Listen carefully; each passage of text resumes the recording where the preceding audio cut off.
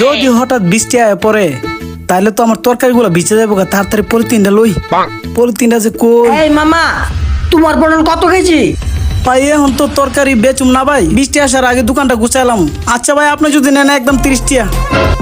ও 30 টাকা কেজি, আচ্ছা এলো এটা মাপ। বুঝলাম না, একটা পটল দিয়ে কি করব? আর এটা কদ্দুরই বা হইবো? যাক মাপ দিয়ে দেখি ফেলাই কদ্দুর হয়।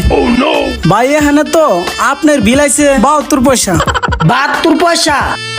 আচ্ছা ঠিক আছে, একটা পলিথিনে পেঁচে দে। কিছুই বুঝতাছি না। আর এলো টাকাটা বাইরে যাচ্ছে না কে? এলো 5 টাকা, তুই আমারে 4 টাকা 28 পয়সা ফেরত দে, আর পটলটা প্যাকেট করে দে। আপনি এসব কি কইতেছেন ভাই? দেখেন না বৃষ্টি পড়তেছে, দোকানটা লাগামু, এর মধ্যে আপনি কইলেন একটা পটল মাপ। ভাই আমি আরো ভাবছিলাম কি একটা পটল মাপে আপনি সব কটাই পটল নিবেন। এখন তো ভাই দেখি আপনি একটা পটল নিবেন।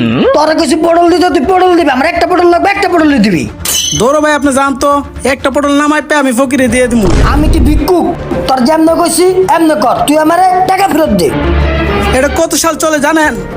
2024 সাল। ধরো মিয়া যান, আপনি এখনো 80-তে পড়ে আছেন। যান বাগেন।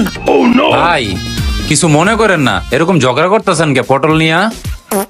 আরে ভাই আর বললেন না, 30 টাকা কেজি পটল বেচতেছে সে, তো আমার যতটুকু লাগবে আমি তো ততটুকুই নেবো, তাই হ্যাঁ, না? তা তো আমি ঠিক আছে। টাকা দিয়ে কিনতে আসছি, তো আমার একটা পটল লাগবে। আচ্ছা, আচ্ছা। পটলের দাম আসছে 72 পয়সা, তো আমি তার 5 টাকা দিছি, বলছে যে 4 টাকা 28 পয়সা আমার ফেরত দে।